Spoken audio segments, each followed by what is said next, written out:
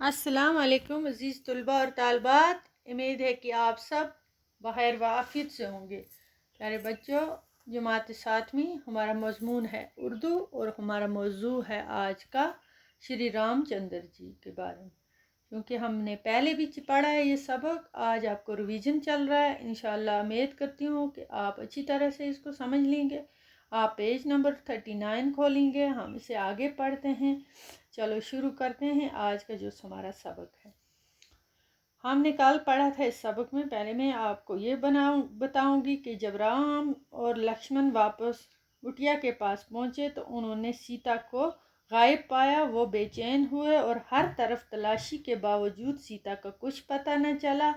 आखिर हनुमान जी के ज़रिए मालूम हुआ कि लंका का राजा रावण सीता को उठाकर लंका ले गया और रामचंद्र जी अपने भाई लक्ष्मण और बंदरों के राजा सुग्रीव को लेकर लंका पहुंचे। वहां रावण के साथ खून रेज जंग हुई। इस जंग में रावण को शिकस्त हुई और वो मारा गया। हम इस जंग में हमें बदी पर नेकी की याद दिलाती है। तो हम इसके आगे पढ़ते हैं बच्चों। तो ये हम शुरू करते हैं। अब रामचंद्र जी और लक्ष्मण सीता को लेकर जब अयोध्या पहुंचे तो इनके अयोध्या पहुंचने पर बड़ी खुशी मनाई गई और दीपमाला की गई। भरत ने राजगद्दी रामचंद्र जी को सौंप दी और रामचंद्र जी राजा बनकर तख्त पर बैठ गए और राजा राज करने लगे।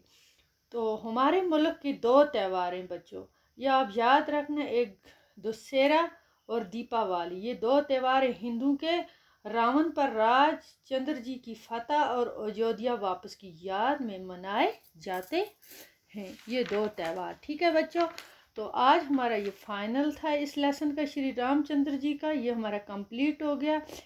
वैसे तो चूँकि मैंने आपको ये पहले पढ़ाया और वाइट बोर्ड पे भी क्वेश्चन इसके आंसर करा चुकी हूँ, ये रिवीजन है आपको। इसके मुश्किल अल्फाज आप नोट कर लेना और दोबारा पढ़ लेना और इसके जो भी सवाल जवाबात हैं वो अच्छी तरह से याद करें। इंशाल्लाह कल दूसरे लेक्चर में मिलेंगे। तब तक के लिए खुदा हाफिज़।